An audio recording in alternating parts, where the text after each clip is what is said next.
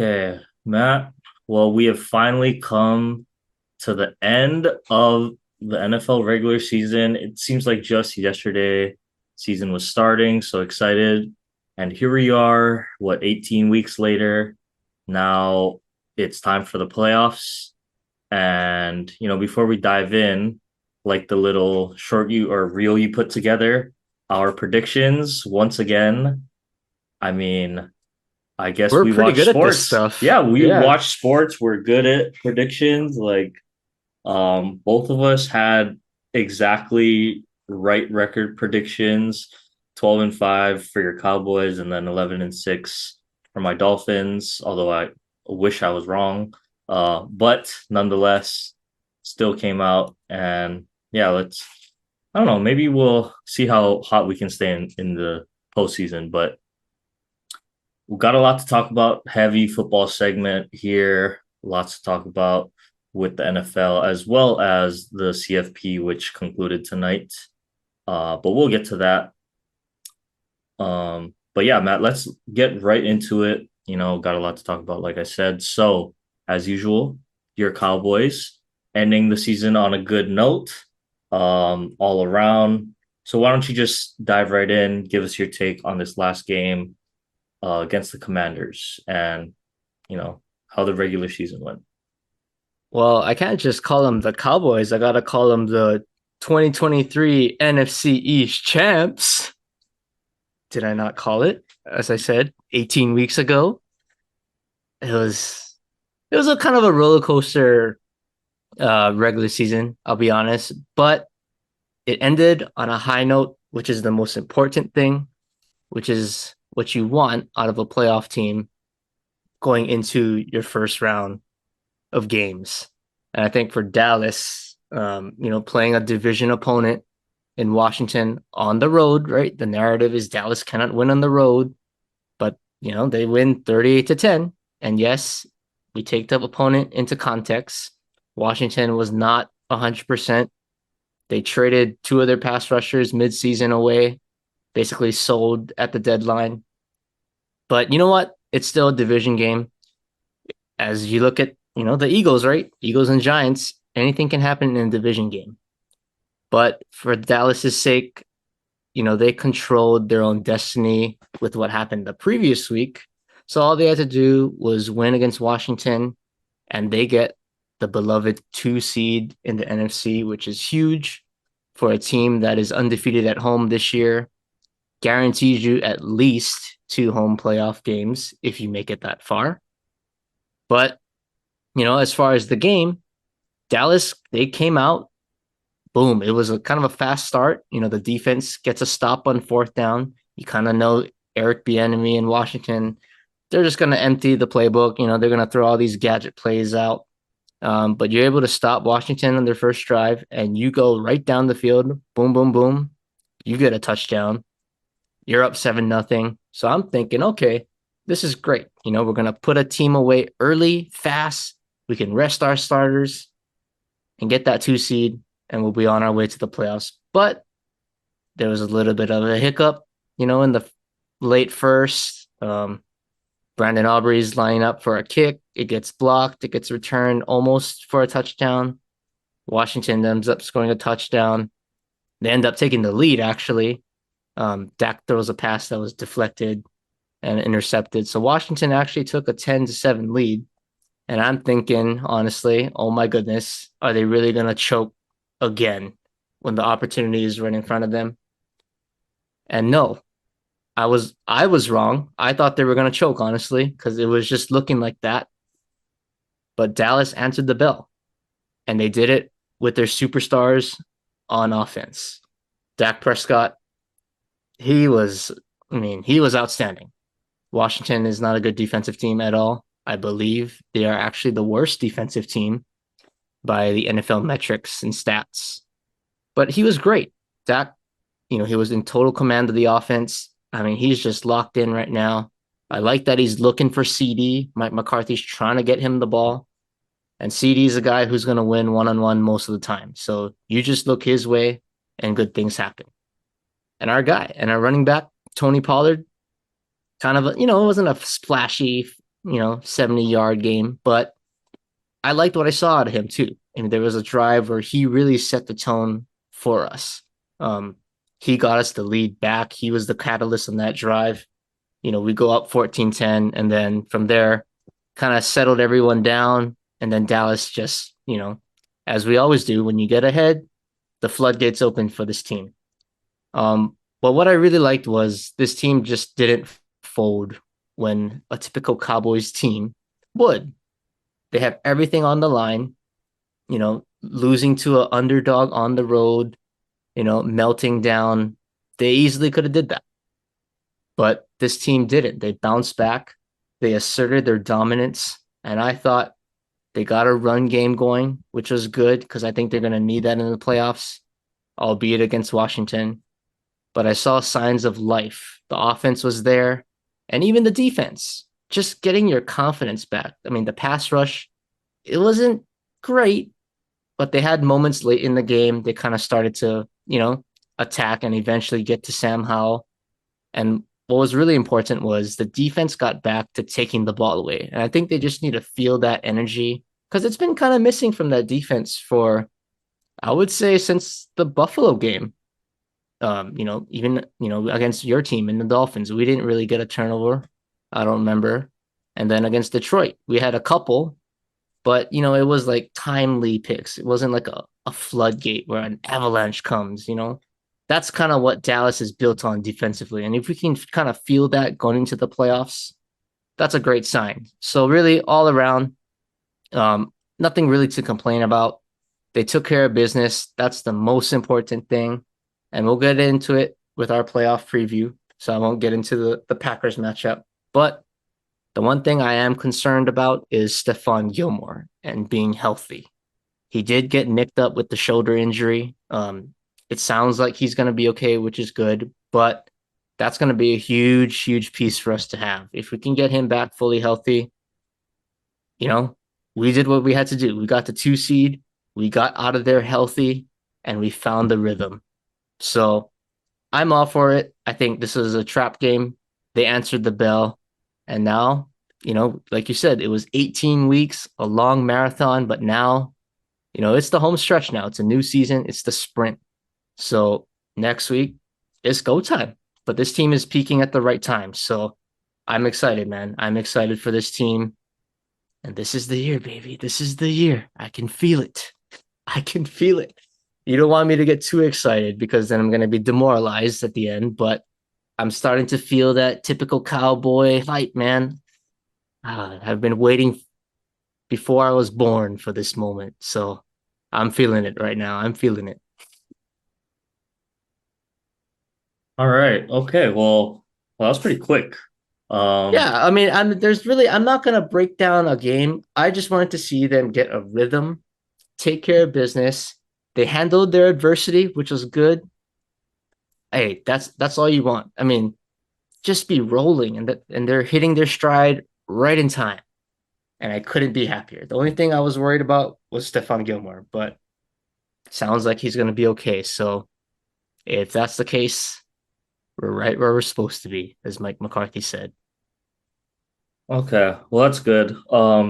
Yeah, because I'm gonna take a little bit of time. I'm hoping I don't ramble for too long because we do have the entire, little bit of a regular season recap and playoffs that we need to get to. But I gotta get to this game first, right? Yeah, And I know you got to let it out. I understand. I know your pain, so that's why I was kind of short. Nothing to complain about for me. So and I give you that extra 10 minutes that I normally ramble on. That's your time. all right. Well, let me just get right into it then. So, you know, kind of to preface it, in my regular season preview, I said that I saw this game when the season was about to start. And with how I saw the season playing out, I had a feeling that, well, I said it was going to be a do or die game, but more so, I meant it would be a big game, right? I just felt like with how Buffalo looked last year, with how Miami looked last year, this was going to be a big game with some kind of implications. And lo and behold, I was right, got flexed to the Sunday night game, last game of the NFL season. all the pressure on for the 2 seed and home field advantage for at least 2 games, if you win the first one, um, in the playoffs, which is huge. Either team, I'm sure Buffalo, would love to have that, but especially for Miami, who has not proven to be a great road team this year. And it was going to be a big game. So the lights were on, and we know what happened. But, before I get into the bad, I'm not going to go offense, defense. I want to get to the good first. So the good stuff that I saw on Sunday night, I want to start with the defense. First of all, I thought, going against Josh Allen and with how, hot that offense had been since their OC change in the midseason, looked much better. But I thought the defense, and I'll get to the injuries later because that's something I'll discuss in the Kansas City preview. But going into this one, no Xavier Howard, no Bradley Chubb, and Jalen Phillips, who were having, almost Pro Bowl, maybe all pro, but, in that Pro Bowl conversation type of year. And to lose our 2 best edge rushers hurts, right? And we also lose Andrew Van Ginkel early, who had been kind of that third guy to get in the rotation. And, he had been an impact player for us all season, pick six, lots of pressures. I think he had a game with 10 tackles. So we lose him early as well. And it's like, oh my goodness, can we catch a break with these injuries? But lo and behold, the defense did their thing. I mean, we held Josh Allen and that offense. The offense only scored 14 points, and with just how dwindled we were, I mean, we caught a few breaks, right? Jalen Ramsey got cooked by Stephon Diggs, but Josh Allen missed them. That would have been a really long touchdown there. But outside of that, I mean, Eli Apple, he gets burned by Stephon Diggs, but I mean, he was in decent coverage. Honestly, it was just a heck of a play by Josh Allen and Stephon Diggs, who are all pros, right, at their best. So kind of hard to complain about that one. I mean, even James Cook dropped a touchdown earlier. So a little bit of luck, but still, I thought the defense played well enough.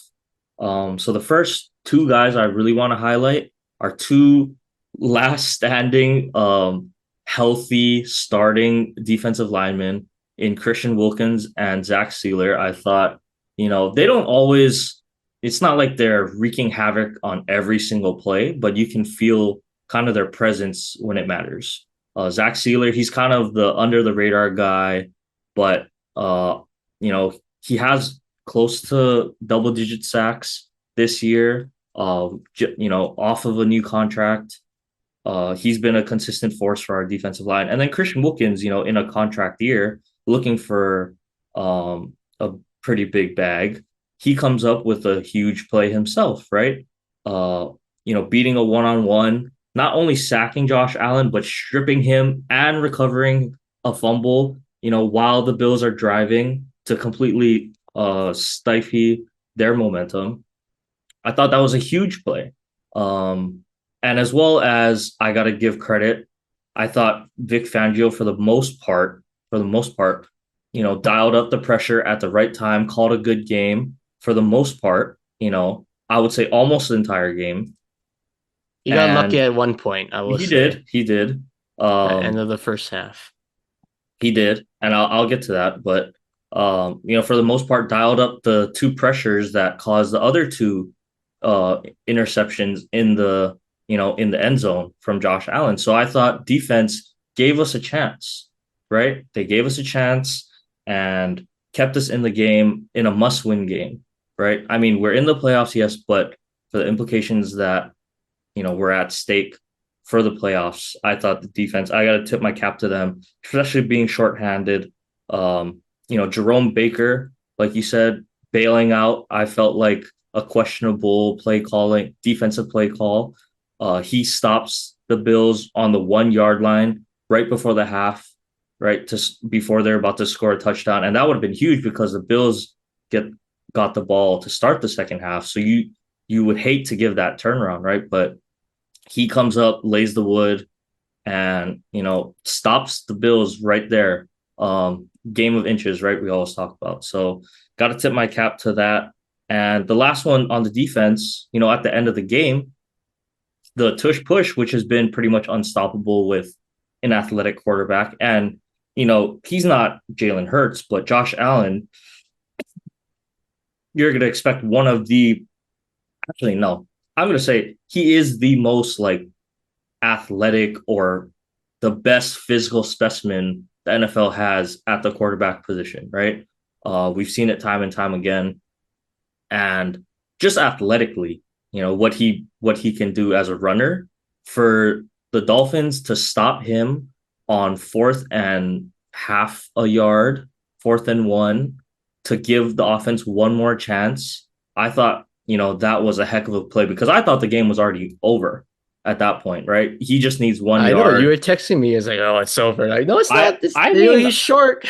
but genuinely, I thought it was over because it's 1 yard and it's Josh Allen, right? Like he's gonna go get that 1 yard. He was making superhero plays the whole second half anyway. So I had no reason to believe that there's no way he's not gonna get 1 yard. But gotta tip my hat to the defense. They put it all on the line there at the end.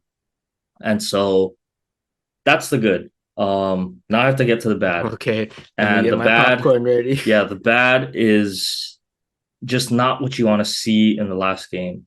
So I'll start off with the main guy and the reason I became a Dolphins fan. It's Tua, right? Now I'm not gonna. I am somewhat objective, right? He did not play a good game, but I'm not gonna say he is the sole reason that this game was lost. Like that, there's no way you can put it all on his shoulders for all those people saying, "Oh, it's all on Tua and he's not the guy," and he cost us the game. Okay, I just want to break down. So that he had three bad throws, I thought. Um, so obviously the first interception, at first I was thinking, oh, it's just a punt, but I kind of went back and looked at it again. Um, I would like to see either a better decision of either a check down or something like that, or just throw the ball a little bit earlier to Tyreek. He hasn't really underthrown Tyreek all season, which last season he was kind of underthrowing Tyreek, but you really didn't see that this year. This one, he just underthrew him. Like I think he was a little bit late, and that cost him that interception. But you know what? You're trying to spark something early. It was 3rd and long anyway. Okay, whatever. I still don't think it was a good decision. But early in the game, first possession, okay, you can live with that one, right? The second one that I thought was bad, not the interception, but we had, I think it was a 1st and 15, and he throws a ball short to Tyreek coming over the middle. It's ruled a catch on the field, then it gets overturned, and he just shorted Tyreek there. That's more of a physical throw. I mean, you're gonna miss some throws throughout the game, right? It's just bound to happen. But that one was a big one because it turns a 2nd and 1 into a 2nd and 15, right? And that's a huge difference there in that situation. But I have to talk about the last one, which I thought was his most egregious mistake at the worst possible time. So just in the context of the play, Tyreek comes out the play before, he takes a big hit. So he's not even in the game, right? And we don't have Jalen Waddle. So I was kind of curious, okay, obvious passing situation. We need to throw the ball, right? Who are we going to look to? Is it going to be Smythe? Is it going to be Barrios, Craycraft? I saw Claypool in there. Didn't think the ball was going to him, but Tua decides to force the corner to Claypool with the cover 2 safety over the top there, wrap, misses him outside, and that's the game pretty much. So I'm more upset about the decision than the throw. Like I said, yes, you want your quarterbacks to hit your receivers every single time and make these perfect throws, but it's going to happen. My thing is more on the decision. And, I get forcing one there if it's 4th down, right? If 4th down or there's 30 seconds left, oh man, we got to make a play right now or the game's over.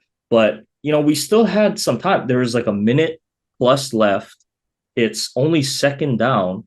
Like, if it's not there, take the quick chunk or take the out, or even lo and behold, throw the ball away if nothing is there, right? And so I just think that hero play that he tried to make is what cost him the game at the end there, trying to force it to Claypool.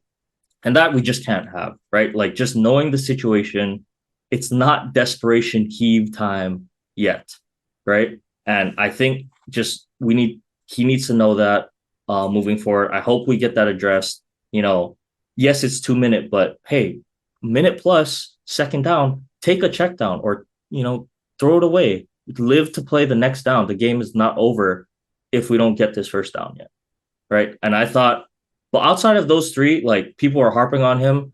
I was going through the plays again. I really don't think he made an egregious mistake or missed, a really important throw outside of those three throws. Um, so that's all I have for Tua. Obviously, it has to be better, right? The last drive of the game, you want your franchise guy to be the one, no matter who's out there on the field, to get it done. Unfair or not fair, right?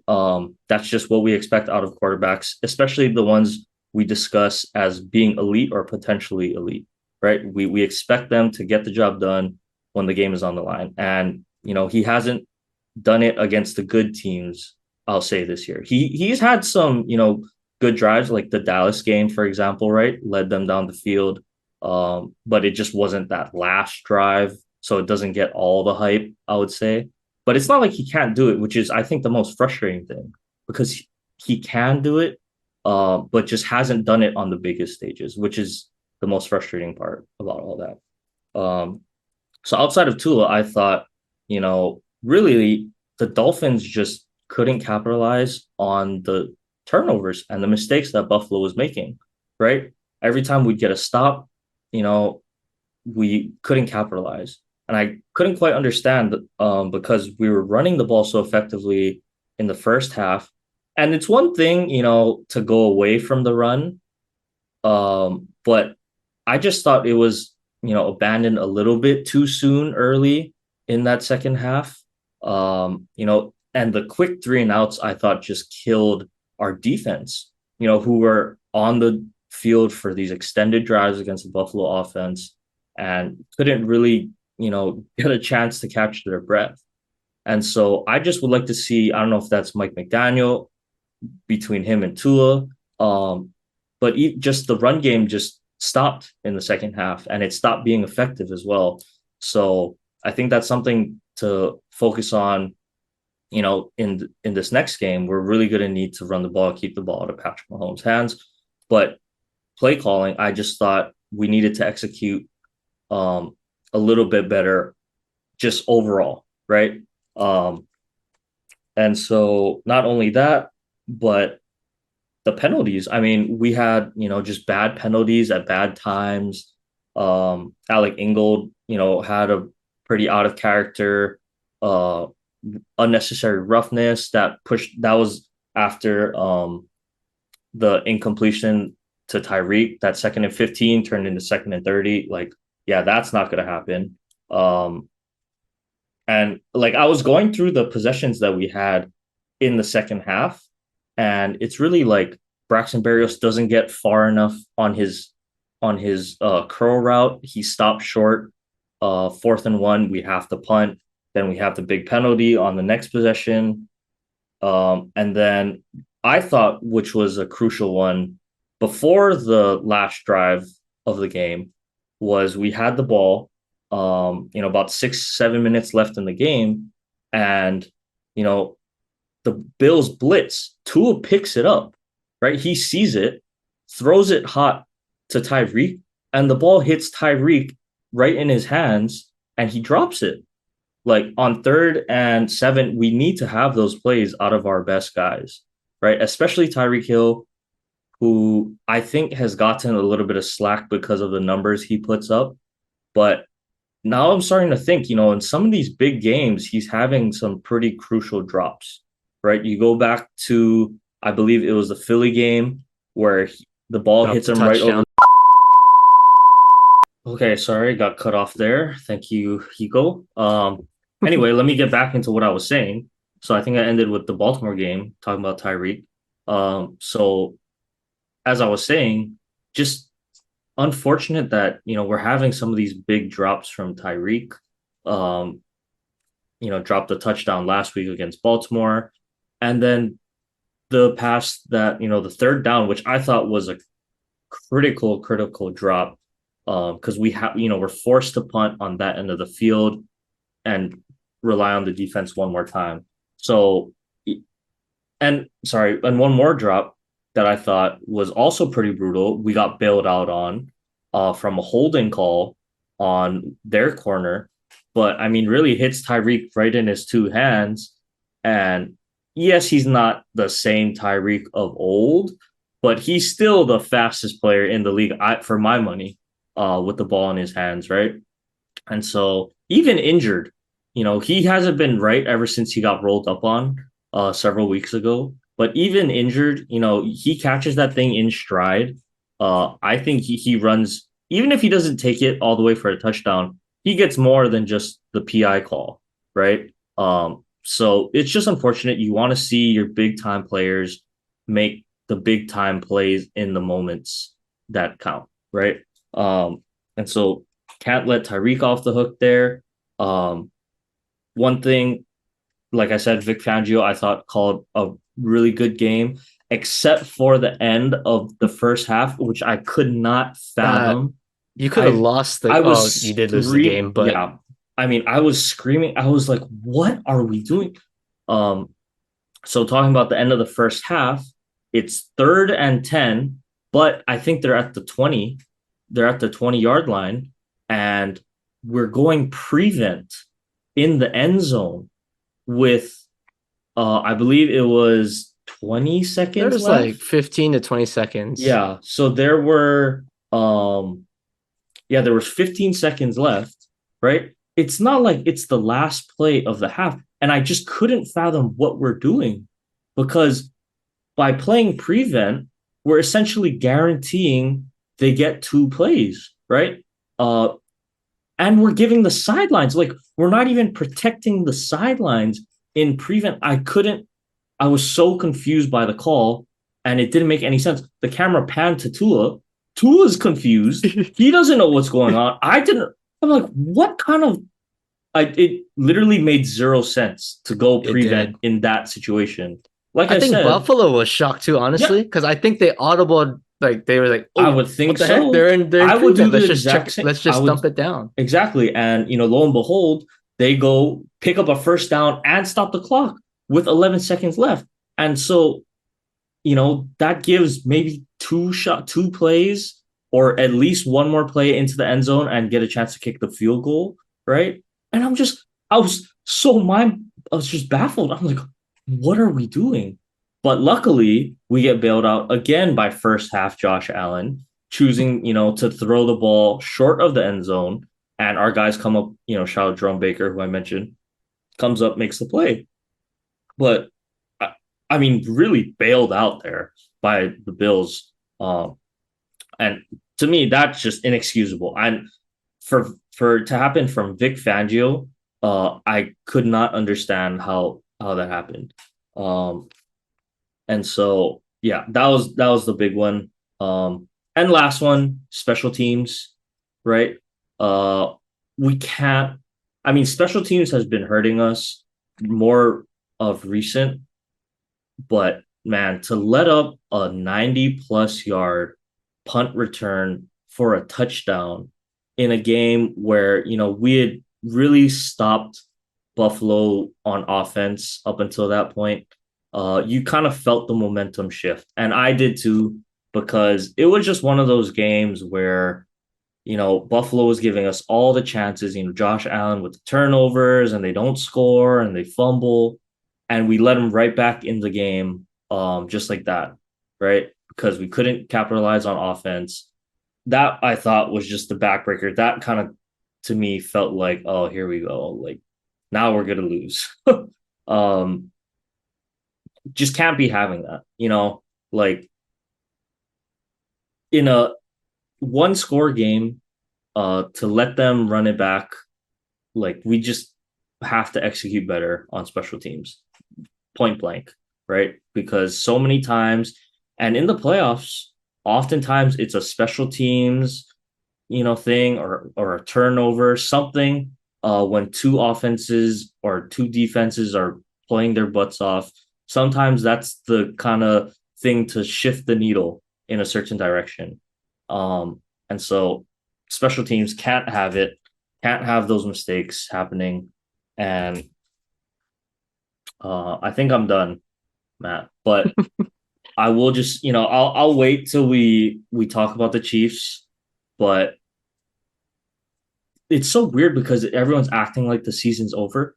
I know we got to go to Kansas City, right? I know it's cold. I know it's Patrick Mahomes and Andy Reid. I know, but the season is not over. I'm like all over Dolphins Twitter, and it's just negative vibes and energy. Maybe that's just how it is because that's what they're used to. And me being a new Dolphins fan, I'm not used to that yet. But hey, we still got a game to play, right? It's not like the season ended just like that. So even the Dolphins players, they felt demoralized, I'm sure, but I hope they also the guys in the building have the feeling that hey, we're not done yet. We still got the whole play. We still got a playoff game, and we're hanging our heads like this. Like I don't know. I just hope the energy in the building shifts to go into Kansas City and are ready to play. But I'll wait. I'll wait on that before we get to kind of the wild card weekend matchups. And so with that, Matt, I'm gonna say I'm done for now. With that game, especially, but You feel better? I feel a little bit better. Gotta let it out, man. I know how you feel It because most of the was time that's me. I'm in your situation, but it's nice just to be the not pure in that like situation. it was really pure frustration knowing, you know, not only to have the 3 game lead early in the season, but to lose to Buffalo. It's like a stat. It was stacking. It was, we blew the division lead after the Titans lost, right? That already started, is haunting us, right? But then we lose to the Bills at home on prime time with the chance to win. It's like all those things compiled together. It's just so frustrating of a loss and the worst way I felt like to go into the playoffs. But like I said, we still have the playoffs. So, trying to stay a little bit upbeat because the season is not over. Even if it might feel like it's over for some fans, it's not over yet. So just got to throw that one out there. But before we get into the preview, got to talk about Texans Colts, the other, big game of the weekend with implications.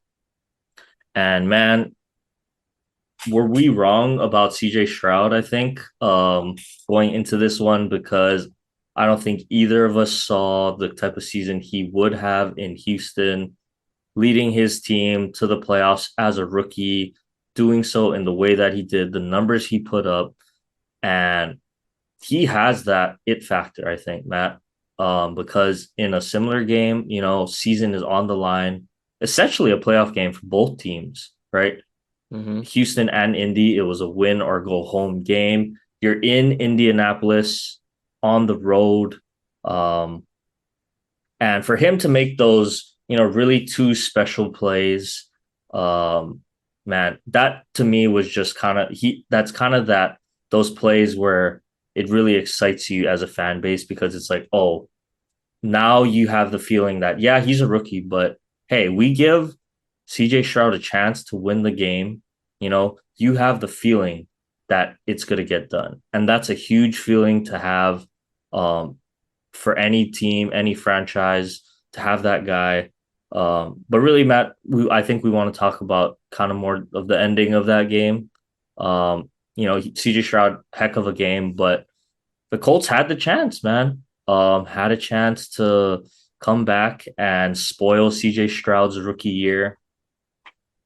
Um, and I'm sure we both have issues with the final play call for the Colts. Um, But man, how do you leave your third string running back out there in the game, season on the line, to make a catch like that?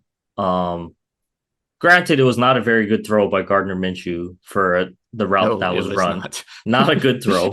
Gardner, he's been up and down, obviously, but had the chance to be the hero at the end, especially after, Kaimi misses his first extra point all year.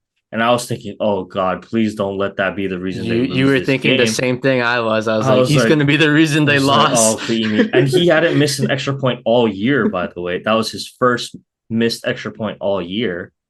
I was like, oh, don't tell me that extra point's going to be the reason they lose. But no, they get bailed out because you throw it to, first of all, I don't hate the play call. I thought it was a good, read on 4th and 1. Perfect play design. But first of all, the throw, not a good throw in that situation, making your receiver turn his back like that. But my issue, I think the bigger issue is, how do you not have Jonathan Taylor or even Zach Moss out there, man? And I think it's not just Breach. us.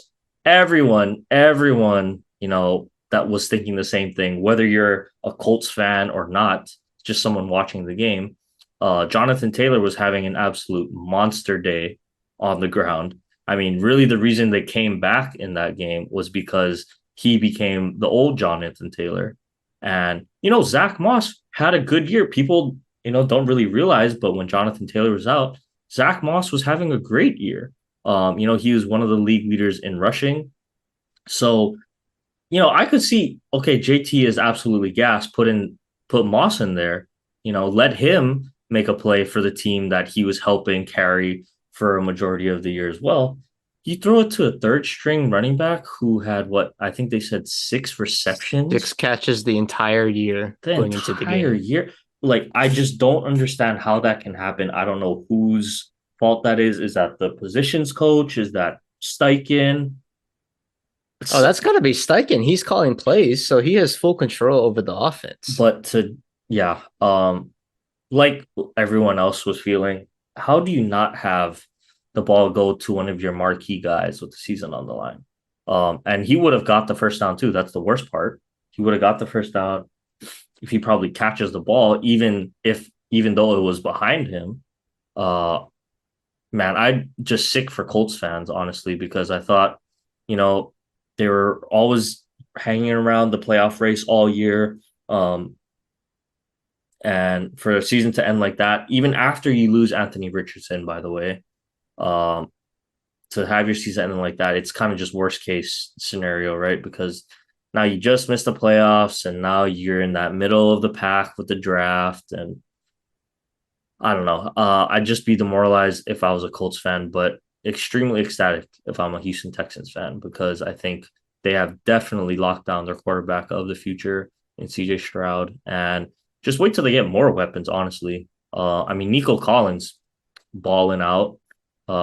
They lost Tank Dell. I think that'll probably hurt them in the playoffs. I think Noah Brown was also out, if I'm not mistaken. So that's going to be another blow if he doesn't come back.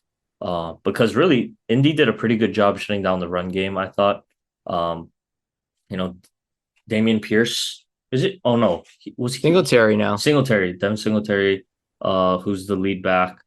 Didn't really do much the whole game, but gotta give my props to CJ Stroud. I thought he's definitely proven us wrong here. And so yeah, good for the Texans, but they're gonna have their hands full in Cleveland. But we'll get to them in a little bit, Matt. Why don't we just wrap kind of the regular season before we dive into the playoffs? One surprise team and maybe one disappointing team for you. Ooh, I think okay. Well, I'll do surprise first. I think the obvious answer would definitely be the Texans, but I'll stay away from that. I'll go with the Browns. I was definitely surprised with the Browns being not just a playoff team, but you could say they're a legit contender in the AFC, I would say. And it's not with DTR, who was the guy who was getting all the hype with the draft. It's not their guy that they signed for 200 something $1 million, Deshaun Watson. No, it's the guy who they picked off the streets former Super Bowl champ for the Ravens, Joe Flacco, who's kind of turned back into, you know, Super Bowl winning Joe Flacco on the Ravens. I mean, who in the world would have saw that coming? But I sure haven't. I would have never guessed that. Seeing Joe Flacco be a quarterback of the Browns, like, nah. So I think just the story there, a potential comeback player of the year.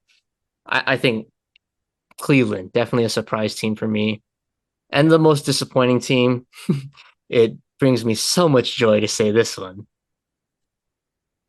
The birdies in the NFC I mean, they're East. still in the I don't playoffs care. as the I mean, five you look seed. at what you're coming off. Like you were defending NFC champs, 10-1 to start, cruising in the NFC East division, cruising to potentially the number one seed yet again in the NFC. And you lay an egg at the end of the season, you lose 5 out of 6. 5 out of 6.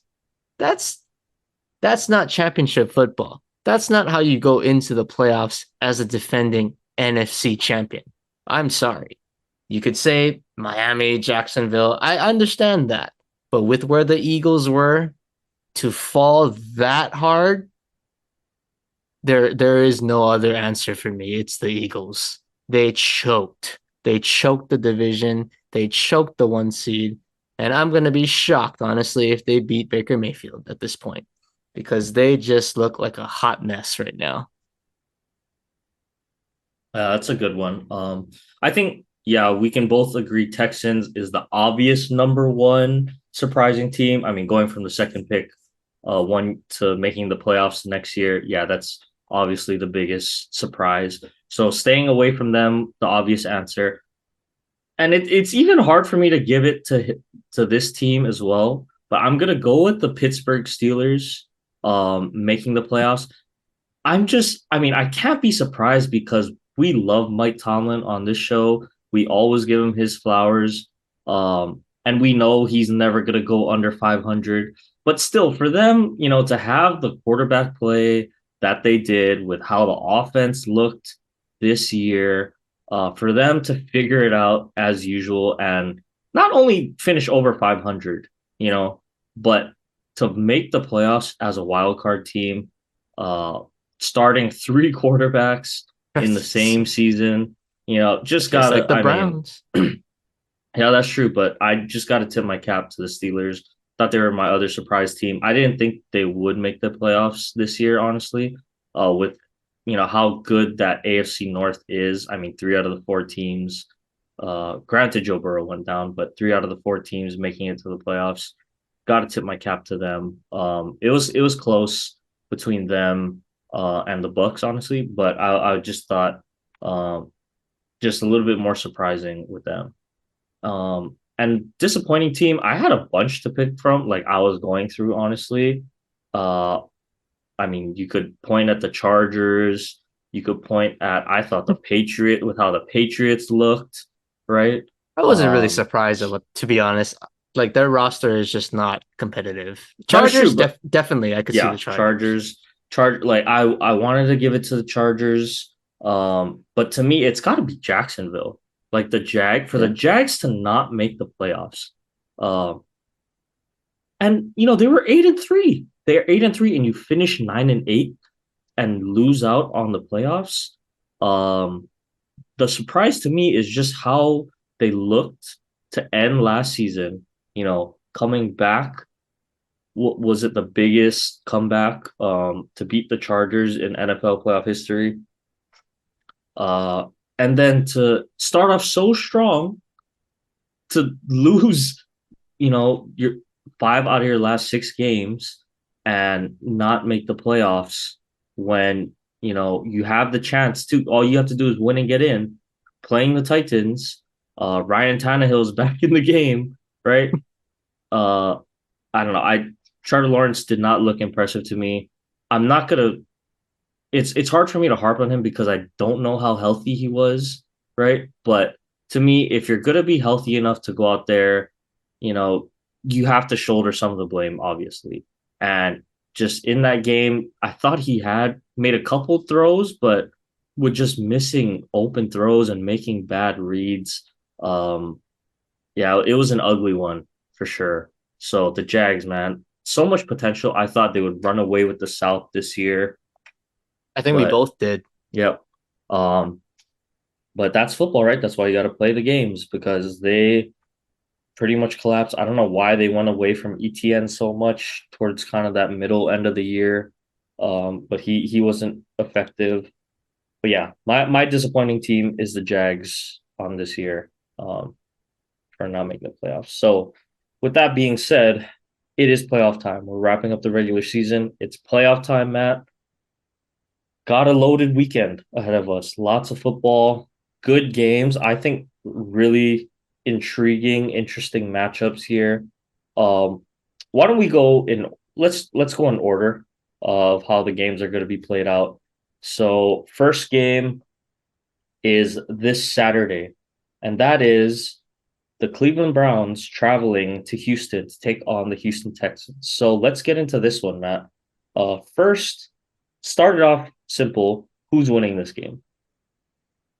This is gonna be a tight matchup, I think, but I'm gonna go with the Browns, Yeah. and simply because Joe Flacco, I'm a guy who likes experience in the playoffs, and I got a suit. Yes, it's Joe Flacco. He's 38, but he did win a Super Bowl a long time ago as a starting quarterback, and they're playing a Texans team. The CJ Stroud story, it's great. I think he's gonna put up numbers, but I just think the Browns defense is going to be a little bit too much in this case. And Joe Flacco is not going to make that big mistake that you just don't want in the playoffs. I think CJ Stroud, they're going to turn him over 1 to 2 times. I just think the Browns defense is that good. And the Texans, they're, I guess they're kind of depleted. I think that loss of Tank Dell is huge. That's going to be a huge factor. But I think the Browns come out of this one and go to Baltimore. Yeah, I'm gonna have to agree with you there. I mean, they also beat Houston in Houston earlier this year. But the Browns defense, yeah, we always talk about their defense. They haven't looked great down the stretch, but I think, they rest up, they get healthy, and I mean, I am scared CJ Stroud is just going to be running from Miles Garrett all day, because I think Miles Garrett is one of the marquee defensive players in the league, and if he gets going, uh, it's going to be a long day for CJ Stroud. And like you said, I'm going to give the nod to the Browns experience, and I just think overall better roster. And I like Kevin Stefanski. I think he has done a good job managing that quarterback carousel. So he's been in the league for a little bit. I like D'Amico Ryan, but I think yeah, I'm gonna have to give the nod to the Browns. Looking at the Browns with the road win there. Um, so yeah, we got the Browns done. Okay, next game on Peacock for some reason. NFL, thank you.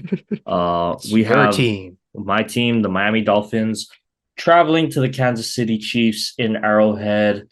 The weather is projected around 0 degrees Fahrenheit. I think the forecast is about 2 degrees.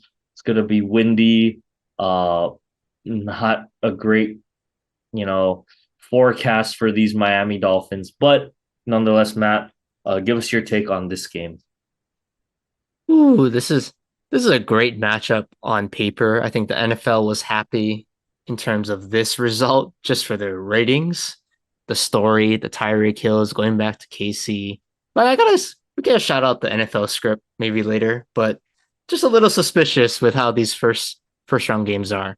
But nonetheless, the game itself, obviously Tua, Hawaii boy, you want to cheer for him, but it's hard to pick against Patrick Mahomes at home in these conditions. And being Miami, a warm weather team, it's going to be tough to just throw the ball around. And to be honest, I don't trust Mike McDaniel to stick with the run because that's how you counter that. And Miami, you guys run the ball great when you guys do it.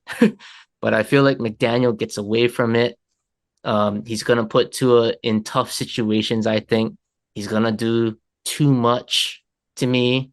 KC, they got a good defense this year. I think Chris Jones is going to have an impact. So I think that's really going to be the difference. I think Mike McDaniel's play calling is going to put Tua in harm's way, and that's going to give Patrick Mahomes shorter fields to work with. And I think that's just going to be the difference in the game. Simplistic offensive um, play calling for Kansas City on a short field. So I think Kansas City gets out of this one. Close game. I would say like a 24-20 game. I'm feeling with the weather. Yeah. I mean, honestly, I don't even think that many points are going to be scored. Like, just honestly. I guess I have two opinions looking at this one. So, if I was a betting man looking at this one, gotta take Kansas City. Um, and I kind of have a checklist here that I was, comprising to give my overall like objective view on each NFL game. And my big ones are, home team advantage. I think that does matter in the playoffs. I'm also going to look at quarterback and head coach. Those two kind of in tandem.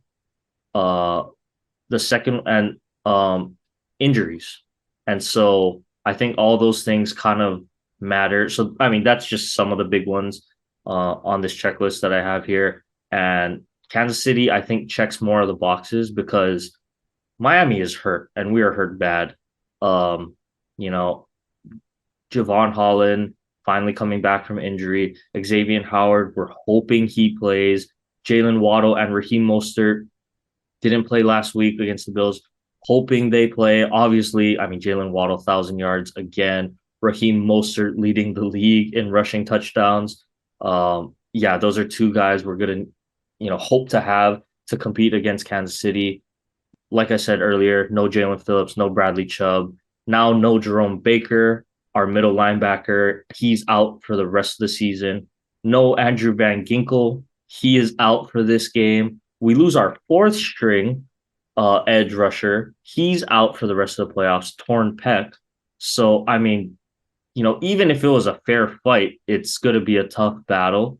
But man, with the injuries and it's Kansas City, Travis Kelce, I don't know who's going to guard Travis Kelce.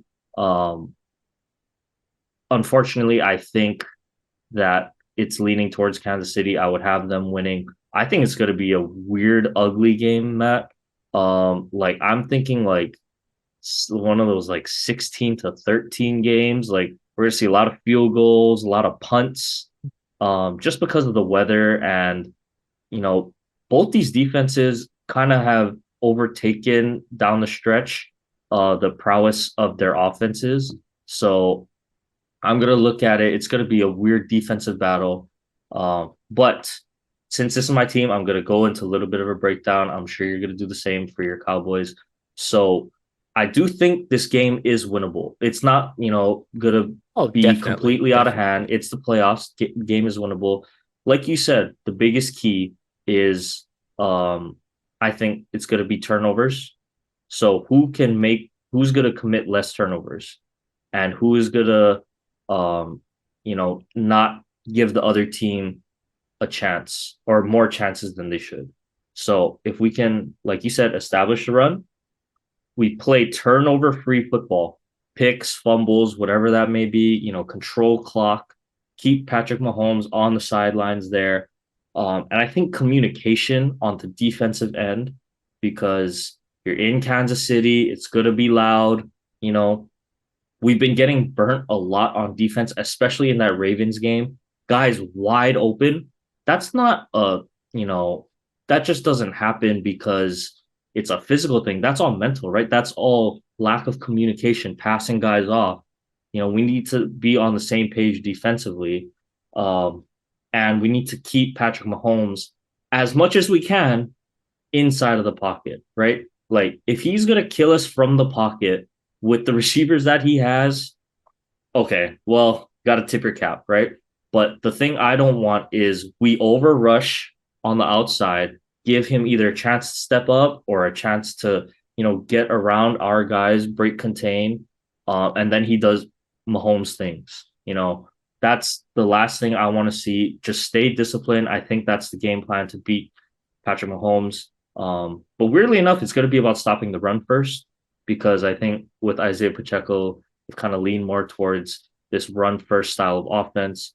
Um, Last point, special teams can't be allowing these big returns, kickoffs and punt returns. I think in a game like this, special teams is going to matter. We saw that in the Super Bowl last year with Kadarius Toney's big punt return at the end of the game. Special teams, I think, are going to play a huge factor. We need to be disciplined on special teams. And honestly, I truly think if we do those things, we win this game. But that's more the fan side in me, the hopeful side. So I'm gonna still say Kansas City, but I think the game is winnable. Um, Well, okay, let me say one thing before we go to the next game. I think honestly, if Miami's gonna win this game, Tua's gonna have to do what he has to do on that last drive. He I can't do think what he so. did against Buffalo. I mean, not Buffalo. Yeah, it was Buffalo. Yeah, Like it's gonna be that similar situation, right? You need a touchdown. I think you need a touchdown to win. Can you deliver? I think that's I think that's what it's gonna come down to, honestly. I And could see that happening. it's gonna be up to him to deliver. And that might be his contract drive or not. It's are they because he got the extension, or I mean, they picked up the rest of his contract, right? They gave him the 5th year option, but the question is he gonna get that Joe Burrow, Justin Herbert extension in that class? So I think, like you said, this playoff game in Kansas City is gonna determine whether the Dolphins trust him moving forward as their guy for the foreseeable future. I think that's a good point, and I'm gonna be squeezing because I can already feel myself in that position, wherever it I can is. like picture it already. Like Like Kansas this, I City, feel like it's like snow yeah, like maybe, and they're up Butker's by gonna kick a field yeah, goal they're to up put by them up 4. 4, Yep, so they yep. need a touchdown. Oh Yeah, man, I'm so scared that that's gonna come true. But I'm not gonna listen to any media until Saturday. Just block it all out. Um, because I already know what they're all saying. Oh, they're frauds, they or whatever, whatever. So well, that would be an interesting game, but we have to have Peacock to watch it. That's the only junk thing about that one. that Okay. is dumb. That's a Yeah, dumb that I thing. don't like that. But next Sunday game, I believe next game is on Sunday. That's the other AFC game. Last AFC game, we got the Steelers at the Bills. I think we're all leaning towards one side, but it is the playoffs. You never really know. I think it'll be a close game just because it is a Mike Tomlin led Steelers team. It is a Buffalo Bills team with Josh Allen that is kind of a coin flip sometimes. Hero Josh Allen, you kind of have to get it's a double edged sword, right? Sometimes he makes the hero play, and the hero play sometimes ends up being the dumb play. So I'm still leaning Buffalo. I'm sure. I think you're still leaning Buffalo, but it's the playoffs, man. You never know. Weirder things have happened. Um, Although I probably can't see it happening here. I think we're gonna need to see some really weird things. But yeah, you never know. I'm still gonna give the nod to Buffalo. Yeah, I mean, just put it simple. Buffalo has a quarterback. The Steelers have three. So if you got more than one, you don't have a real quarterback on your Oh, team. it's So Mason Rudolph versus yeah, Josh Allen, and yeah, I mean, I guess we'll see. You never know. You never know. But and no TJ Watt for the Steelers, which is oh, is huge. he confirmed to be out? Oh, okay. I think they're Yeah, cooking I him. think he's out for couple weeks at best. Okay, I'm So sorry. I mean, maybe Nick Herbig can. Heart and soul is gone. So Maybe Nick Herbig has a breakout game. That'll be my prayer. But yeah, unless Najee Harris rushes for like 200 yards, then yeah, I don't see it. yeah, I agree. Okay. Next Sunday slate game. That's the big game. The other big game for this show. We got the Packers at the Cowboys on Fox. A revenge game in some sense, not only for Dallas and Green Bay, the two teams, but Mike McCarthy, the reunion with his old team in the playoffs. You know, I'm leaning Cowboys. Obviously, you are. But why don't you give us your kind of breakdown and keys to the game for Dallas's victory on Sunday? Well, obviously, Dallas, I think you could say, is the better team, but it is the playoffs, and the Packers do They do things that the Cowboys struggle in, and the one thing that I'm looking at is they run the ball well on offense, and they got a two-headed monster at running back. Aaron Jones is probably the most annoying running back from a Cowboys fan's perspective because he just torches us every single time.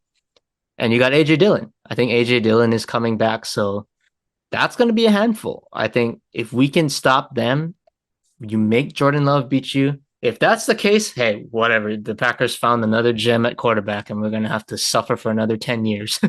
But I'm making Jordan Love beat me. And yes, I know these guys, Jalen Reed and Wicks on the outside, Christian Watson.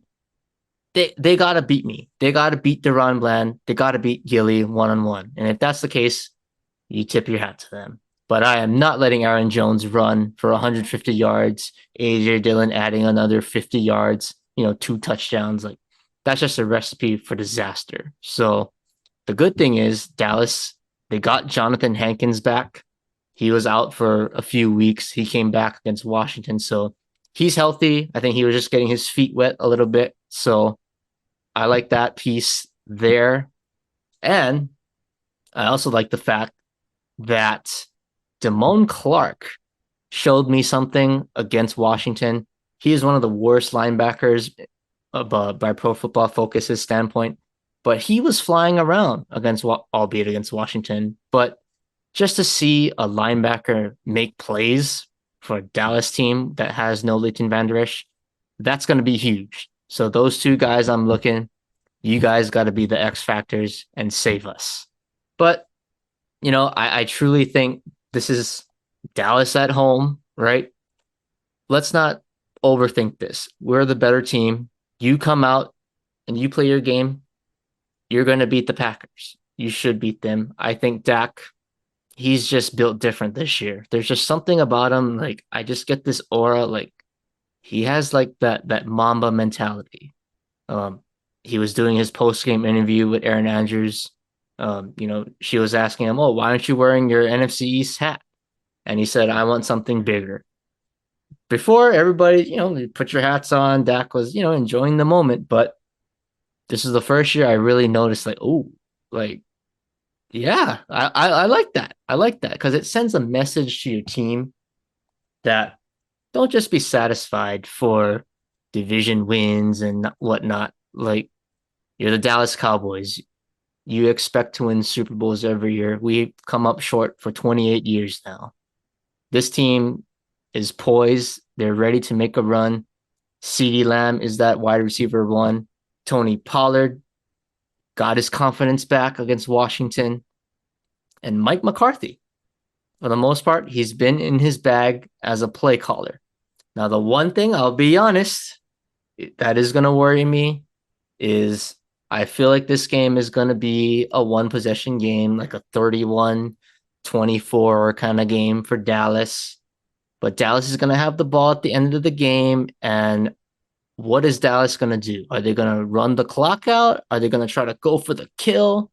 Like, that's where I want to see Mike McCarthy step up as a play caller and a game managing coach and just do the smart thing, right? Learn from your mistakes, please. If you have 2nd and 2, team has no timeouts on the other side, don't call a go route, please. Just run the ball. If you get stopped, that's okay. You run the clock out, drain it, and you got a kicker on the other side who's going to the Pro Bowl that you have the uttermost confidence in. Take the points, put the pressure on the Packers, and you let your defensive line attack at the end of the game. But I just don't want to see Mike McCarthy do something stupid, and then that gives Jordan Love an extra 30, 45 seconds to do something crazy at the end of the game. But I hope that's not the case because I got a guy in number 4 that's taking us home this game. So I got Dallas 31-24. Okay, I like that. 31-24. All right, well, let's keep it moving here. Sunday night game on NBC. We got the Rams at the Lions. Script writers, like you said, at it again. The return of Matthew Stafford to Detroit, and Jared Goff gets to go against his old team that he took to the Super Bowl against Tom Brady. This is an intriguing matchup to me, Matt. Of all the games that are going on this weekend, this is my highest upset alert one that I am looking at. I know Detroit is at home, right? I know they're at home. They're a good team at home. They play really well offensively, but something about the Lions gives me Miami Dolphins vibes, like for some reason, right? Um, you look at Jared Goff and Tua, it's like, are they game managers more? Can they be the guy to lead them down the field at the end of the game? Yes, no, I don't really know there. But I'm looking at the Rams who are playing good football, as of late going into these playoffs. And I don't know, I think that uh if they get their guy Kyron Williams going, that's going to open up that play action for Cooper Kupp, Puka Nakua, who's Uh, having an amazing year. And quite frankly, I was saying you kind of when you have my checklist, right? I'm kind of leaning a little bit on the Stafford McVay side than I am the Goff and Dan Campbell side, only because not only because, but I was leaning quarterback for sure. Head coach, yeah, I like what Dan Campbell did. Sean McVay, obviously, we know is a really good coach, Super Bowl winning coach. But I think I'm scared the aggression of Dan Campbell in the playoffs is going to come back to bite him. Um, I love the aggressiveness. You're trying to win games. You believe in your guys. That is great. But I can't ignore that Dallas decision at the end of the game when you're going for two, try to win the game. Hey, great. I have no problem with that. You go win the game. You go believe in your guys. But when you take a penalty and it's 4th and 7 now, essentially, fourth and goal or 2-point conversion from the 7, and you're still gonna go for it instead of tying the game to take it into overtime. That's when aggression. It's too aggressive for me, and I think if we're gonna see, I wouldn't be surprised if we see a fake punt from Dan Campbell. He's gonna gamble. It's the playoff. He's gonna lay it all out there. Trick plays, fake punts, maybe a fake field goal, something, going for it on 4th and 8, 4th and 7. I think that aggression in the playoffs, you got to be a little bit more calculated, and taking points when you can. Flipping the field becomes more important. And the Rams, they're a dome team too. So, it's not like, it's not going to be a real big difference for them. Maybe the noise, right? But outside of that, I think the home field advantage in this one might not be the biggest factor, especially Matthew Stafford too, right? He knows what it's like to play in Detroit. He was there for most of his and career, plus years. 8+ years. So this is my upset watch, Matt. I'm gonna actually take the Rams in a close one. I'm gonna say it. Unfortunately, Detroit, I love your story. But I'm leaning it's good at like 24-23 Rams, I think. Or, 23-20, something like that. I'll say 24-23 Rams in a nail biter, gonna come down to the end. And I just think, similar to what we've seen Tua come up short, I think Jared Goff might just come up short at the end of the game there. Or it's gonna be one of these like crazy decisions that comes back to bite them. So I got the Rams. Okay, I thought I was gonna be the one that was gonna have the underdog pick for once, but you beat me to it. I'm actually with you. I think the Rams beat the Lions in this one. Part of it is me as a Dallas fan, me as an anti-Detroit fan now, because I think they're just getting a little too crazy with this Decker reported like, bruh, it's been a week. Get over it. And like you mentioned, you guys had a chance to at least tie the game and go into overtime, and you guys had a chance to get the 2 seed, and your coach went for it again. You guys had 3 chances and you got none of them. So I don't feel any sympathy for you for that aspect, you know? And like you said, I just think the aggression by Dan Campbell, and if you look at it going into the week, think about what he did. He played his starters, and you're thinking, okay, why are you playing your starters? To keep rhythm, but they're trying to maybe get the 2 seed. But looking back on it, you would still need Dallas to lose and you need Philadelphia to lose. Dallas is playing Washington. I mean, look at that team right now. They're a hot mess, right? Dallas has everything to play for, so you know they're going to play. The Eagles still have a chance to win the division. They're playing who? The Giants. Third string quarterback. What are the odds? Albeit the score ended up being, but what are the odds that actually happens, right? They lose that game. So you need two outcomes and you need a win just to move up one spot. But look at that. Look at what that cost you. You lost your all pro tight end.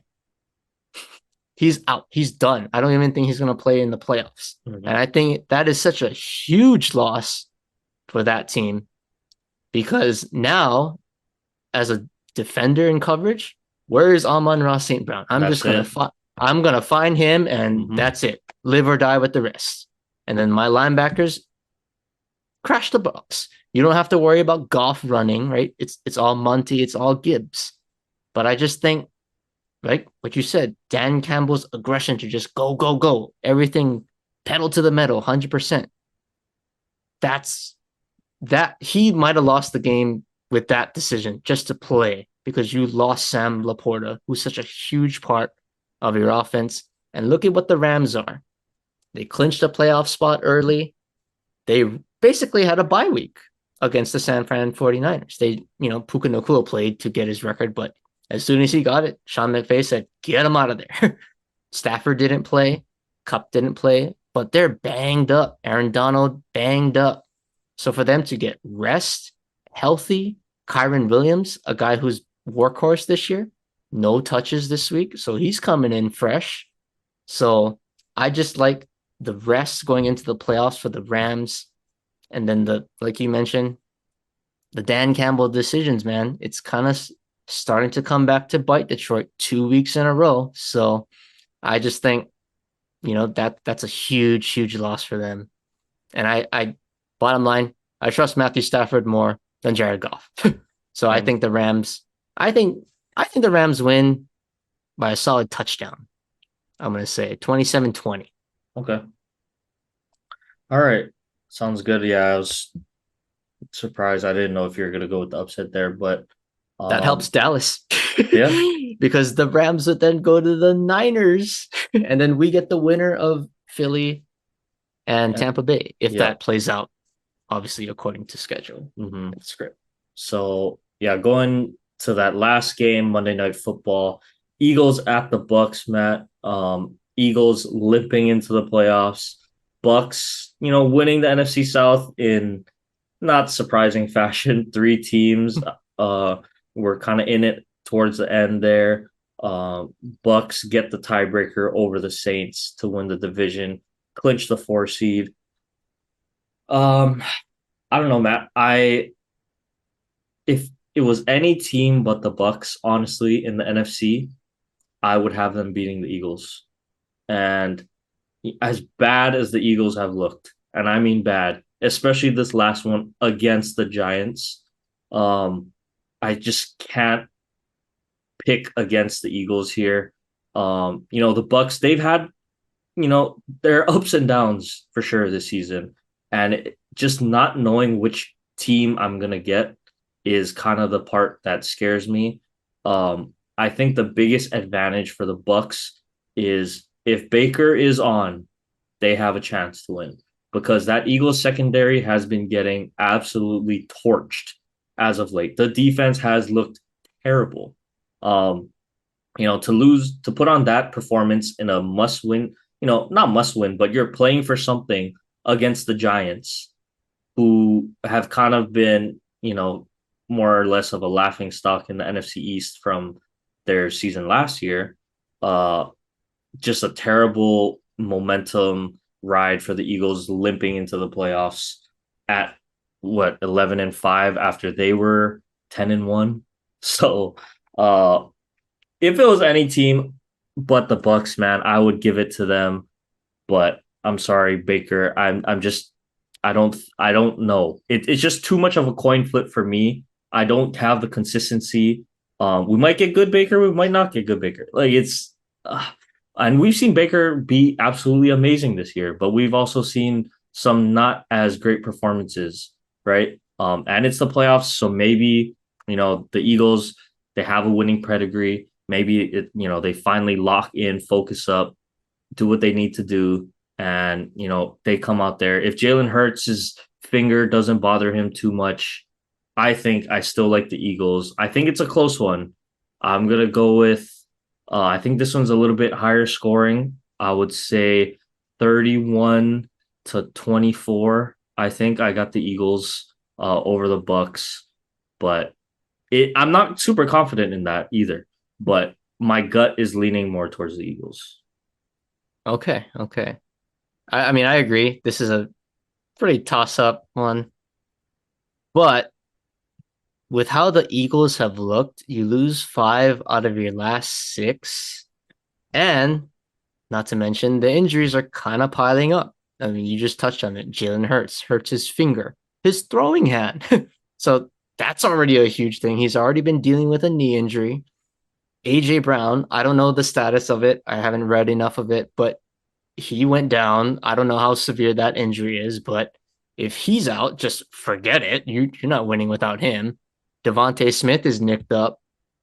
I mean, the secondary, they're already nicked up. Darius Slay might come back, I believe, but he's, how rusty is he going to be? He hasn't played in a few weeks.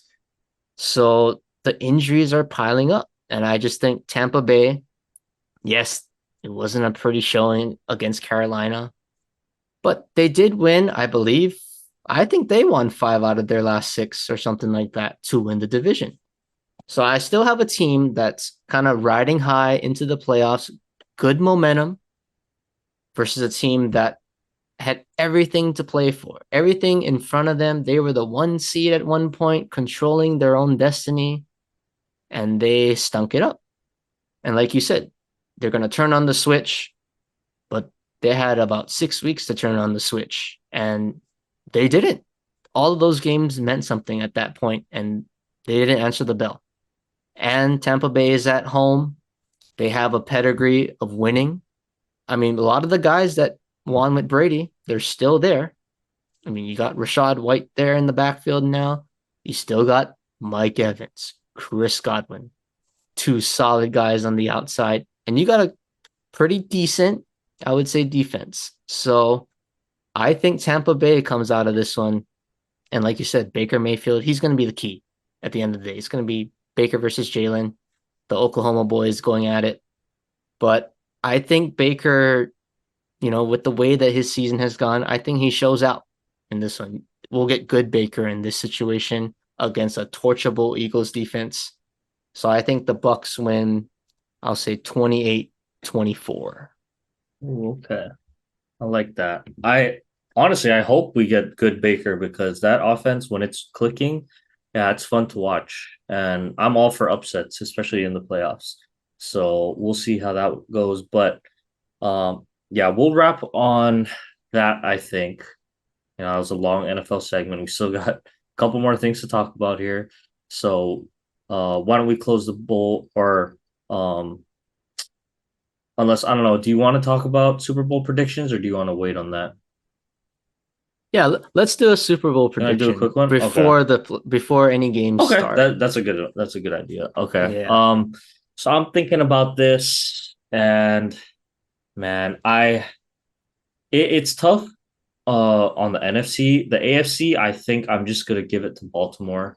Um it's good. I think it'll be between them and the Bills if both teams take care of business. But I think Baltimore, Lamar has just shown he is ready to lead this team, and the defense as well has picked up as to where last season they kind of struggled with injuries. I got Baltimore coming out of that side.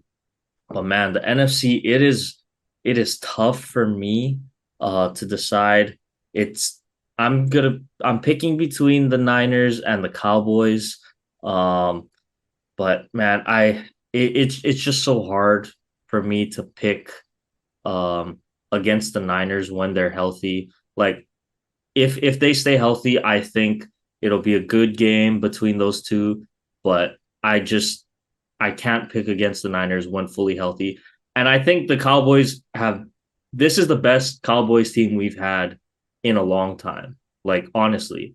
And I gotta give credit to them. So it's between those two. I think it'll be close, but I have to give the slightest edge to the Niners there. So I'm gonna go with the 2-1 seeds out of each division with Baltimore and the Niners. But it's close, man. It's close. Okay, okay. No, that's what I expected because that's the color of the, Super Bowl logo, right? The purple and the red. But, part of it will be true, I think.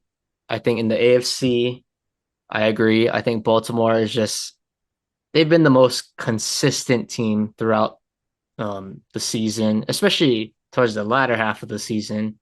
They've had some pretty impressive wins. I mean, they dominated San Fran on the road, then they dominated your team, which is still a good quality Dolphins team. So I think with that momentum going in, they're healthy now.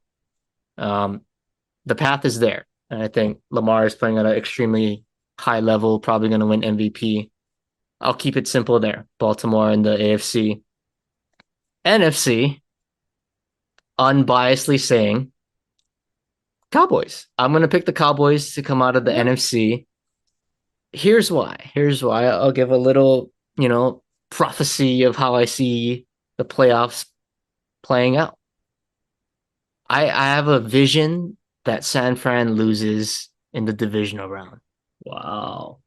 And they're going to lose to the Rams because the way the highest seeding goes to the highest seed, lowest seed will go to the 1 seed. So Dallas, they play Green Bay as the 7. So you beat Green Bay, you knock them out. So that means the lowest seed in the tournament would be the Los Angeles Rams. And like we said, I think they're going to come out and shock Detroit. And I like the Rams going into Santa Clara. I think that's a tough matchup for the Niners. I could definitely see the Rams beating them in that one. For all the times that they've just bust them up, they know each other. There's something about division games that just scare you to death in playoffs. That's true. That's true. That's why, unbiasedly, I don't want to play the Eagles just because of that. They're not playing well, but it's still a division game, and I just hate that anxiety in the playoffs. But I can see the Rams coming out of there. And if the Cowboys, you take care of business, we won't get into that. But that means you would play a home game against the Rams for the NFC Championship. Yeah, sign me up for that one. And you guys beat the Rams already, right? Have the blueprint. I like your chances with the way Dak Prescott is playing. I think right now he's the best quarterback in the NFC playoff field. And anytime you got the best quarterback in the field, hard to go against that. Well, and by the way, you got CeeDee Lamb too. So I just think everything is there for the Cowboys. The script will take its place. Cowboys, Ravens, baby. I feel it. I feel it. And I'm doing this to myself because if they stink it up again, I'm going to break my heart again. And you're going to have to listen to another 40-minute rant. But I just feel so good about this year. They're right where they're supposed to be. And it's there. And they're going to go take it. Okay. I like that. I could see that happening too, just saying. So I'm not ruling out the Cowboys, but my hope, it's just thinking the Dolphins, as optimistic as I want to be, but to beat Kansas City in Kansas City, then we'd probably have to beat Baltimore in Baltimore, and then we'd have to beat Buffalo in Buffalo. That's a tough road. Assuming everything plays out, as we think. And honestly, I think we can beat Kansas City. Like crazy as it sounds, I think we can. Baltimore is going to be tough. Like you said, with how they've looked and how we looked literally last week going against them, I'm a little bit worried. But I think we can win one. I really think we can beat Kansas City this weekend. Yeah. So you know what the dream matchup is? Dolphins Cowboys Super Bowl. Obviously that's the dream. But man, I'll tell you though, Matt, if the Dolphins, and it's a slim chance, but if the Dolphins make the Super Bowl, I think you should be worried because that means they would have gone on the road and beaten the Chiefs, the Ravens, and the Bills. And that is a scary team. Any team, I don't care what team it is. You just say this AFC team went on the road and beat those 3 teams. I don't care what team that is. That is going to be a scary team to face. I don't think it's going to happen, but I can hope, right? Hey, I wishful Hey, thinking. you know what? If the Cowboys are in the Super Bowl, I could care less who they play because that's game seven already. All chips in the middle. Scouting report, it doesn't matter at that point. You just gotta get there. That's So true. hey, that Okay, would be great for this that would show. be great. I would love it. I would love to see that. All right. Well, let's wrap on NFL until next week. Oh, got to talk about the CFP, college football, the last era of the 14 playoff, and now also the Pac-12. Unfortunately, didn't get a happy ending, because Michigan came out and pretty much rolled them. You know, but I will say, uh, if I had a dog in the race, I would, and I was cheering for Washington, I would be kicking myself because I thought the Washington defense outside of that first quarter, man, they played their butts off to really just keep them in the game. You know, that first quarter, I thought, man, it's gonna be a wash just like last year.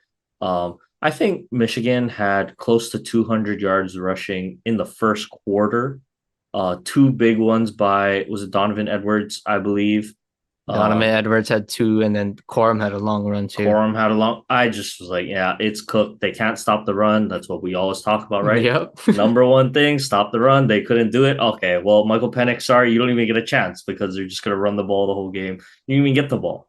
But hey, credit to that Washington defense, that Husky defense. They stepped up and kept them in the game. And unfortunately, Michael Penix, who we have been high on, I really like him, even as an NFL prospect, but he came up short, I thought, in this one. He did get injured, throughout this one, was taking some pretty big shots, but I mean, Washington, they had their chances. Not only Michael Penix, right? There were some big penalties. One penalty took away, a long reception, but it just felt like, man, they just, as a team, weren't quite all on the same page in the game that they needed it the most. And so I think that was the biggest one, um, because the defense, man, they kept them in there. And I was like, oh, man, it's only a matter of time before this Washington offense with Michael Penix and their three-headed monster at receiver gets going. And I mean, they were cooking their DBs at some points too, but they're just like overthrown or not on the same page or a drop or a penalty. And it's, man, I'd be so sick because the game was right there for the taking and the Huskies just couldn't quite capitalize on that. Oh And yeah, I totally agree. I mean, I think you got to give credit to Michigan's defense because I mean, you mentioned it. Penix was off the whole night. He didn't look like Michael Penix like how he did for the first 14 games. And that's a frustrating thing because, being an Oregon fan, I see this guy light me up all the time. It's like, why the heck couldn't you do this against us? Like, and stink the bed up. But I think Michigan deserves a lot of credit because they were getting pressure and watching a lot of Washington games this year. That wasn't the case for really any team. Um, Penix has really stayed clean the entire season.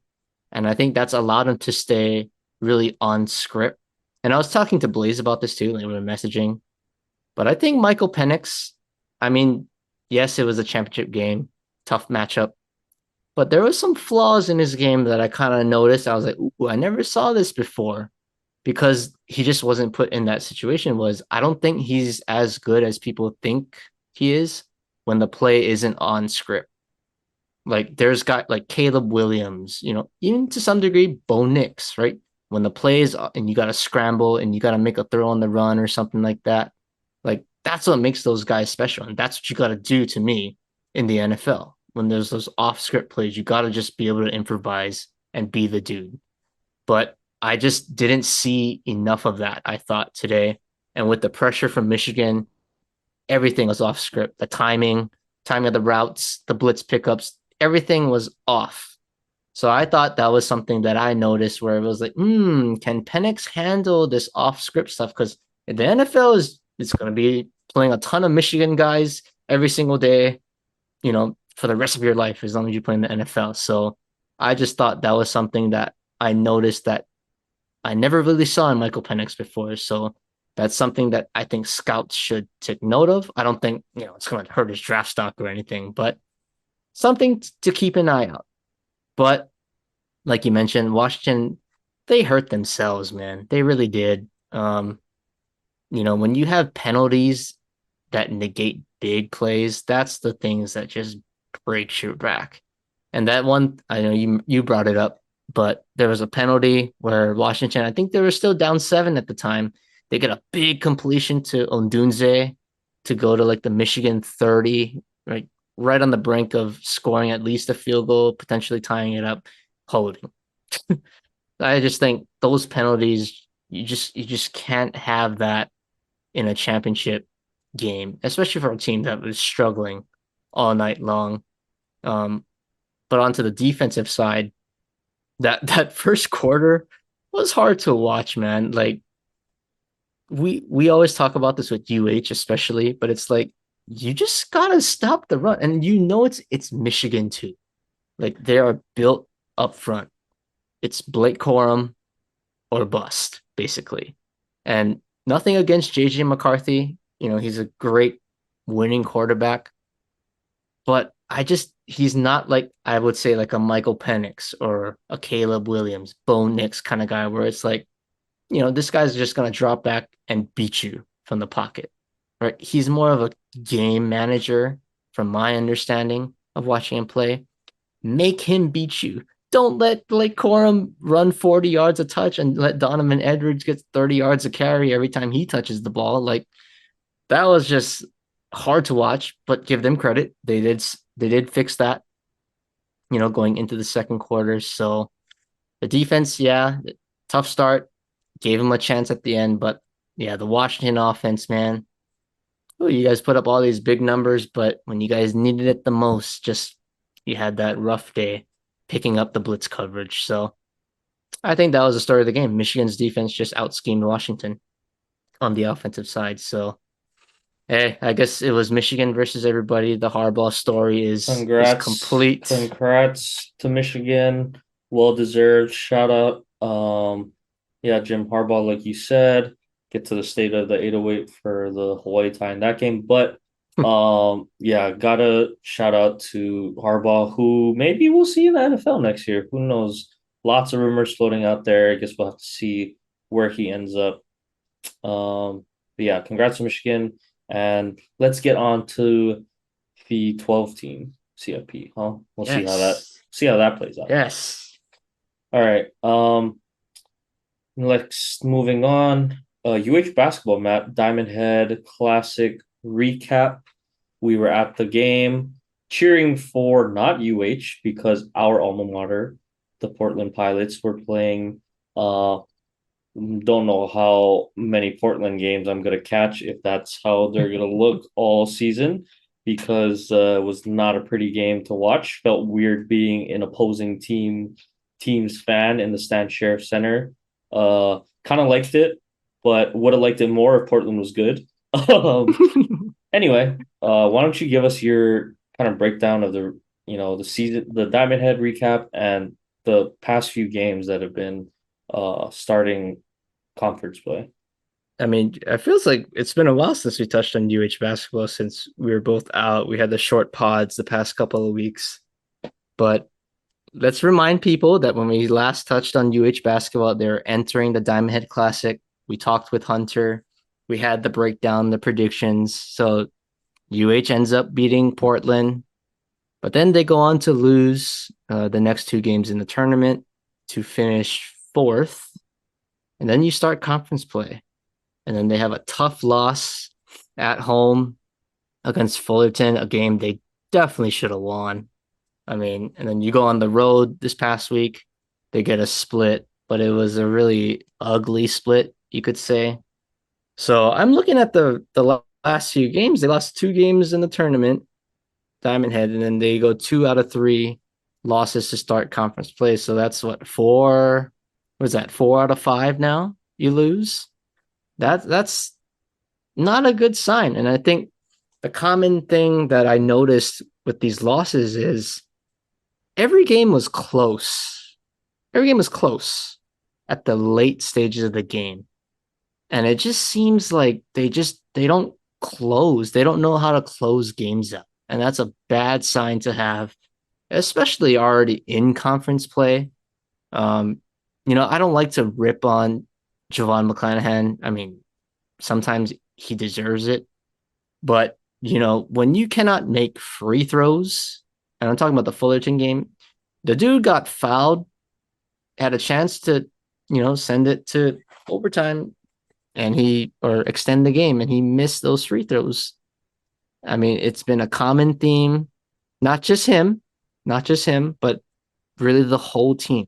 The ability to close, it just seems like there's no guy that can handle that pressure. Javon's trying to be that guy, but it's like he made one shot last year, and that's kind of like, okay, we're just gonna assume it's him. But I just don't think he's that late game quote unquote closer. I think we need to find somebody this year. I still think Noel Coleman is your best offensive player. You go through him, but he's been kind of struggling. Again, he started fast, kind of hits that mid-season wall. So I think for Hawaii, it's just you got to find a way to get Noel Coleman going, and you got to close games, because that's been the thing that I noticed. These four losses that they have is they just don't close games well. And I hate to bring this up, but Iran Ganat deserves a ton of blame in this. You got to prepare your guys to be in this situation. And you have a veteran team. There is a lot of seniors on this team. So you should have no excuse to panic, to just fold in these late game situations. I mean, you can go back to the beginning of the year when they played Nevada before the Diamond Head. Um, there was a chance for Hawaii to tie the game. They turned the ball over in the inbound, and then, they come back down next possession. Jovan, like, just a deer in headlights, like, just travels. Like, I don't even know what he was doing. So it's just been kind of a downfall ever since that game. So just not a good look. And I think, going into year 8 or 9 already for Ganat, bro, you got to win, man. I don't care. This is Hawaii. As Hunter says, we got the best facilities in the Big West. And somehow we're the most mediocre team in basketball. And I just don't understand that. We are literally the Dallas Cowboys in the Big West. We got the nice hurrah, we got the Hawaii state of Hawaii, right? Everybody wants to come to Hawaii. You got the Stan Sharp Center, nicest arena, and we're the most average team. Always going one and done in the tournament. So yes, the season is still early in conference play, but there are a lot of things to figure out. And I think it starts with this homestand coming up. They play a tough team in Irvine, who's in first place.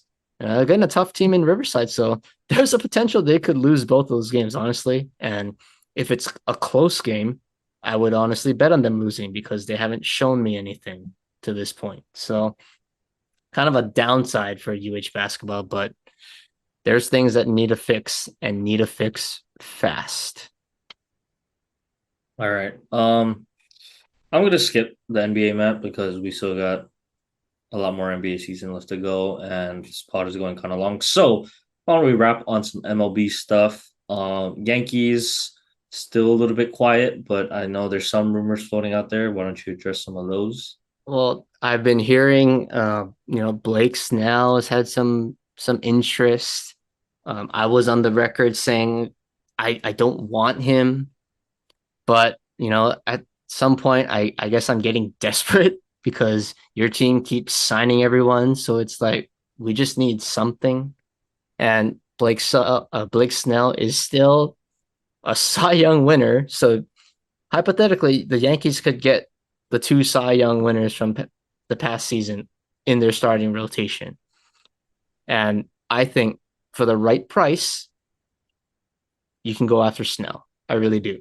But I was saying I don't want like a 6, 7 year, like a long term deal for Snell. I just think that's just going to be a disaster. with the pitcher that he is. He's not a guy who's going to eat innings.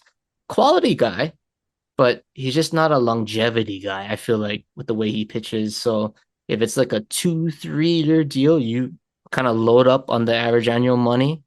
Yeah, I think you can survive that. But if it's a 5, 6 year deal, I would have to do a little more research.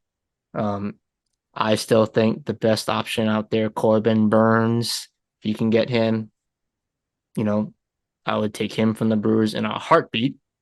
Obviously, I'm a fan of Dylan Cease. I think he's got some potential for the right price. But the guy I really don't want is Marcus Stroman. I gotta be honest. I just don't think that's a great fit. He's got the pizzazz, but is he really a big game pitcher? Like I just don't see that fit in New York. So I definitely, if I'm the Yankees, I'm staying away from Marcus Stroman. And by God, if they give him like a 6 year, like $200 million deal, I might just cry at this point. But that's the breakdown. It's got to be, the Snell on a short deal, or you go trade for Corbin Burns or Dylan Cease, or Okay. both. Yeah. Um. But your Well, team so annoying. You guys signed everybody. Like what I the know. hell? Didn't even know we were in the play for another outfielder, but we get Teoscar Hernandez from the Mariners. I like the pickup That's a because great pickup. we kind of struggled a little bit against left-handed hitting, or sorry, left-handed pitching, I should say, and adding him. I know he strikes out kind of a lot, but he provides a little bit more pop, right? So that's what you like to see. I think pretty good defense as well, if I'm not mistaken. Yeah. So I mean, he got a big contract, 23 and a half for 1 year. Um, hey, I'll if we can afford them, let them keep coming. Hey, but Uh, it's deferred. He has 8 million deferred. This 8 million deferred thing is deferred. getting out of Yep. hand. Hey, man. I don't know what to tell you, but that's a discussion for another day.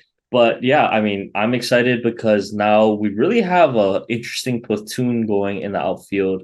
With Mookie Betts sounding like he's officially going to be the starting second baseman. I think James Outman for now has center field on lock. For So now. it's kind of a rotating position in right field with Jason Hayward and shoot, I'm blanking on the other guy. Um You got Taylor, Chris Taylor. Margot, sorry, Margot. Oh yeah, Manuel Margot. Marco. I forgot, sorry. Margot in right field. Sounds like that's the platoon there. And then Chris Taylor, who yes, will probably be the left-handed or sorry, will probably be the left fielder, but also, utility guy. We can move him around. But he's going to platoon with Teoscar Hernandez in left field, who I think will provide a nice spark at the bottom of our lineup um, as well. So I'm happy. Hey, we keep, if they want to come, let them come. They want to defer the money, be team players, Matt, because It's that's what we are. getting out of That's what hand. that's what the It's getting Dodgers out of are. hand. The Dodgers are team players, as you can tell. Max Muncy is kind of interesting. Throw this little caveat out there. Max Muncy got on a interview or something recently and said, "Yeah, a lot of the I guys or a lot of these guys that were worried about their stats are not here anymore." And I don't know who he was referring to. Yeah, I Hmm. thought it was interesting. I think Belly? it's also funny. I think it's funny too because Max Muncy, I think needs to care about his stats a little bit more. In the average department, hey, home runs. He came back this year, had a much better 2023 than 2022. Nonetheless, I'd like to see that on base percentage boost up a little bit more back to when he was one of the league leaders in walks. That I would love to have back. But anyway, I just thought that was an interesting little nugget. Oh, now I Um, want to know who those guys are, I don't know. man. I don't know who he's talking about, but yeah, Who I'm left? Who left? I mean it's only really Corey Seager, Trey Trey Turner? Turner. I don't know. Belly left, you know, Kenley Jensen, Justin Turner. But those guys don't really stick out as numbers guys to me.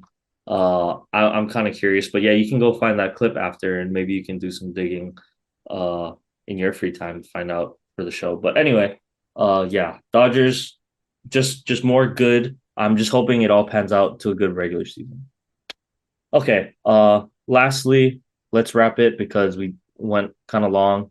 But foolish fool, Matt. Who's our foolish fool of the week? Foolish fools of the week. It's gotta be Jameis Winston slash the New Orleans Saints. I mean, I I don't even know what to say. I mean, to run up the score like that like he disobeyed his coach's orders. Like, let's put that into context. First off, I think that means Well, Dennis Allen should be fired. he said it was a team decision. So Yeah, but Dennis Allen told the team take a knee. So I'm guessing they called the play, take a knee. They go in the huddle. Jameis says, "All right, Jamal, like, you want to score this one or what? Are you guys in? Yeah, okay, let's do it." I'm pretty sure that's how it went because probably. Dennis Allen said they were going to take a knee. So just the whole mess of that situation, I just think it's a bad look. And to be honest, I understand Jameis's point where it's like, you're on the 1 yard line. Oh, if they scored an interception, right? Would it have counted as a run up score? No, I don't think so. But I just say if you're gonna try to score, at least line up in an actual like formation where you're Yeah. gonna score. Don't go in victory formation and then try to do a trick play on them. That's just dirty, man. Yeah. That's a cold move. So I'm a yeah, little. I Jameis. because I see, like, I get, yeah, it's never over until the game's over, and there's no, it's NFL. There's no, you know, Well, the game we was run up over. the It was score, okay, 41 to whatever. Yeah, 17. game's over. And I wouldn't. I don't. I personally am not a huge fan. More of what you said. Like, if you want to score, go line up in it. Don't yeah, go victory for me. exactly. It's just like kicking dirt Yeah, in the exactly. wound. And the Falcons next year, man, when they see the Saints, oh, they're gonna be Yeah, humming. they are New not gonna forget offensive. that. If they get Ben Johnson, can you imagine? Ben Johnson from the Lions goes and he gets, I don't know who the quarterback's gonna be, but he gets Drake London, Kyle Pitts, Bijan Robinson. Oh man. Yeah, watch out, New Orleans next year. I think that first game, we're gonna see something. There will be a fight for sure. I can Oh, yeah, almost guarantee definitely. there will be a fight in that game. Yeah, But foolish yeah, fool. Okay. that's my foolish fool of the week. Yeah, that makes sense. I agree with that. Okay, state of the 808. Like I said, in the Michigan game, we had someone with Hawaii ties, and that would be Roman Wilson. Had a heck of a CFP run, had the big catch against Alabama and scored the touchdown. And then this game, pretty quiet, only 3 catches, but did have one pretty long catch. Uh, but hey, he's a national champion in the CFP era. Got to tip my cap to him. I don't know. Is he gonna declare? I would think he would.